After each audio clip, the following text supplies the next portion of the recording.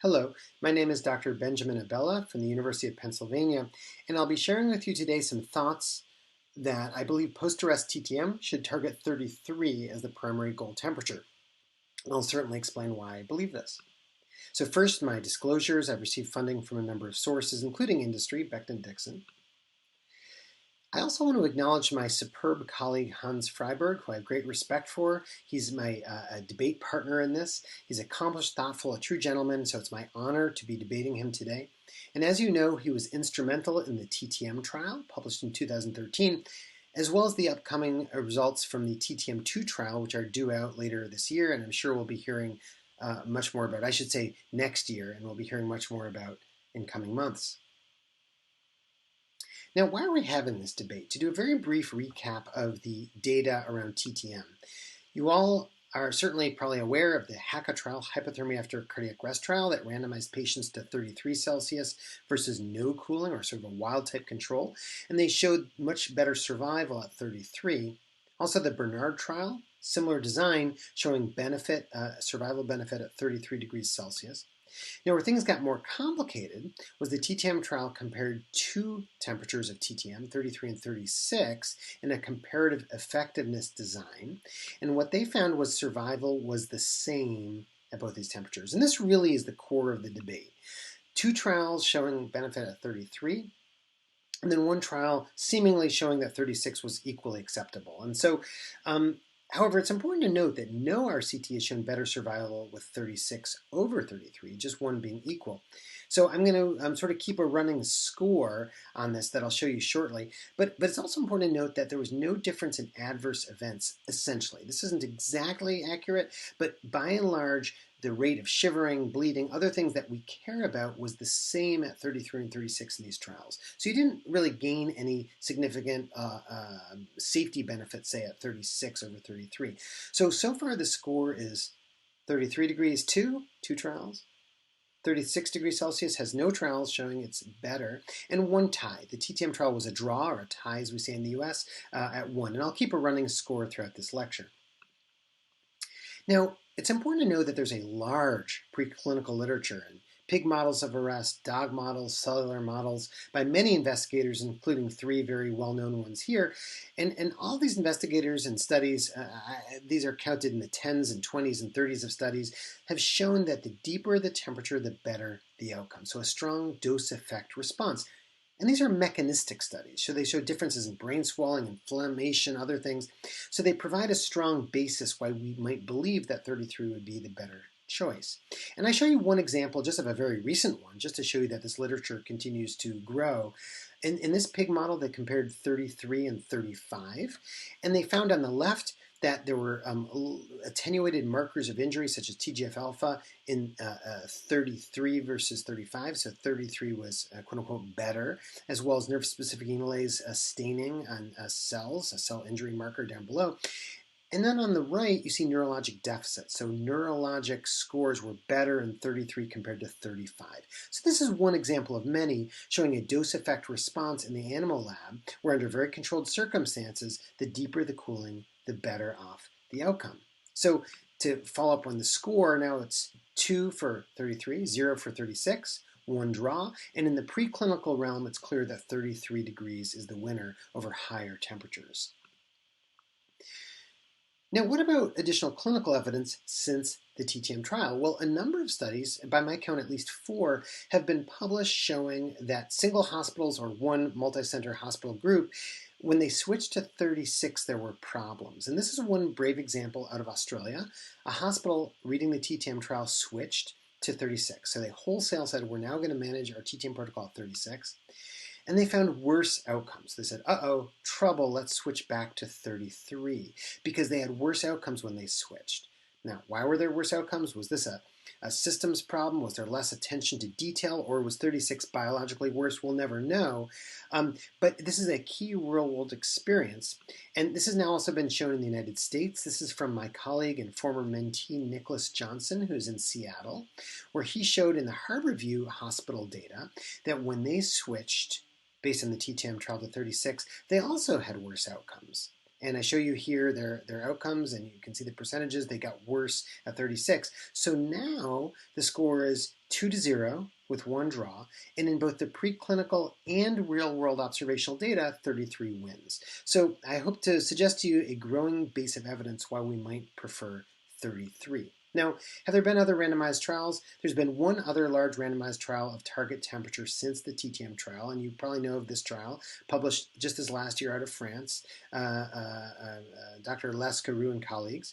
And this was done in 25 French ICUs. This was non-shockable, as opposed to the Hack-and-Bernard and the TTM, which were either exclusively or mostly shockable rhythm arrests. So these investigators asked, when you randomize patients to 33 or 37, how are outcomes different?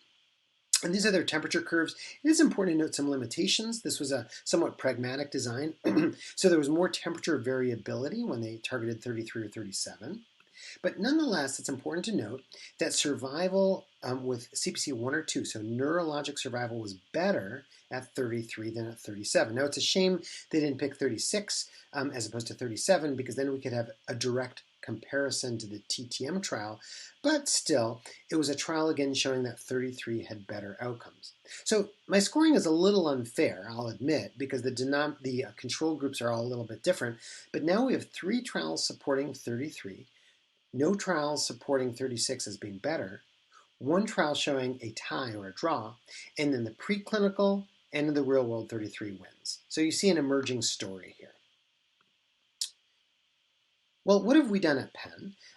We've been doing targeted temperature management since 2004, and we have a group that meets regularly to discuss TTM protocol development and so forth.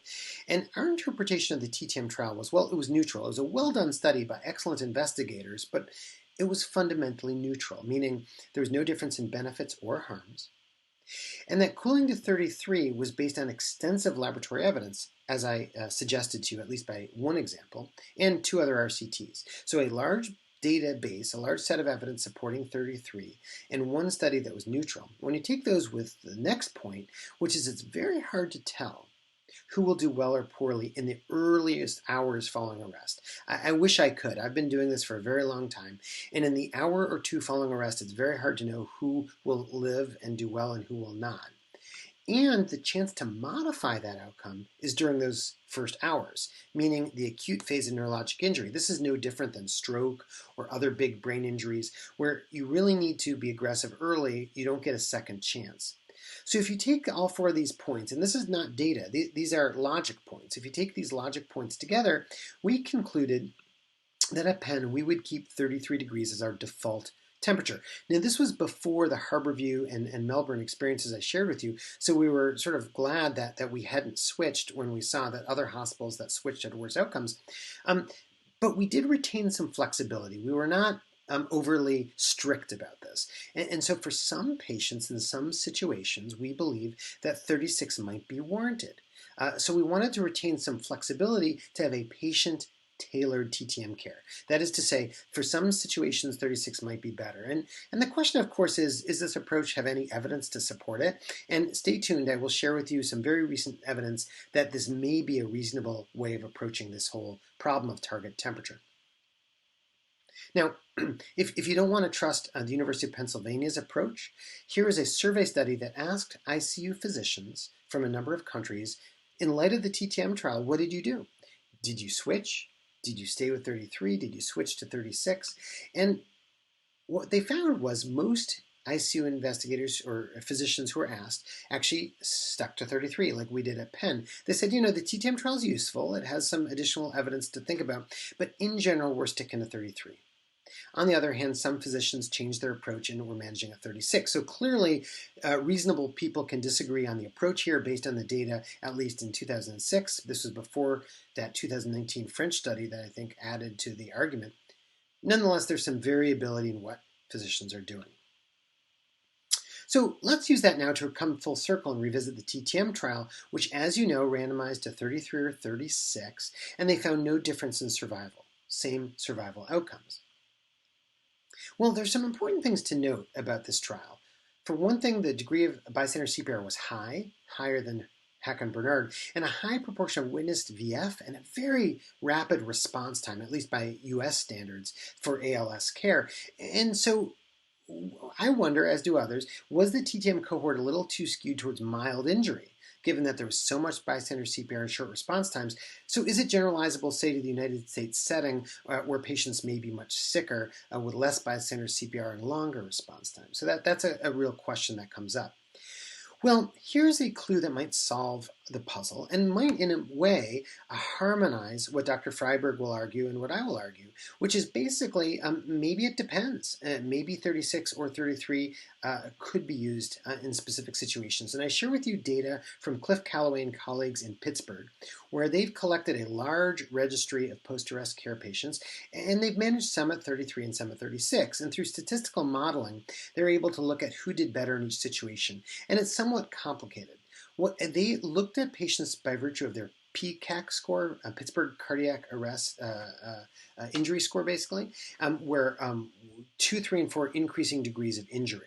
And what they found was that if you had a less injured patient, you did better with 36. So that might be better for patients who have short downtimes and look like they'll do better.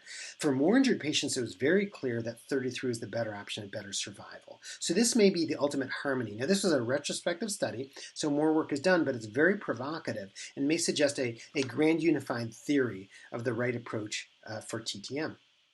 Now, I think there's one thing we can all agree on, that high-quality post-arrest care with at least fever avoidance is essential. I know Dr. Freiberg and his colleagues will agree with me on that. And this includes things like avoiding early withdrawal of care, maintaining hemodynamic support, avoiding too much oxygen, and using TTM in some fashion.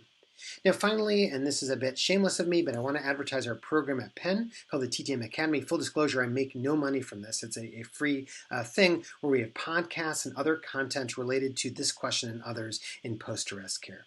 And with that, I'll stop. Thank you very much for your attention.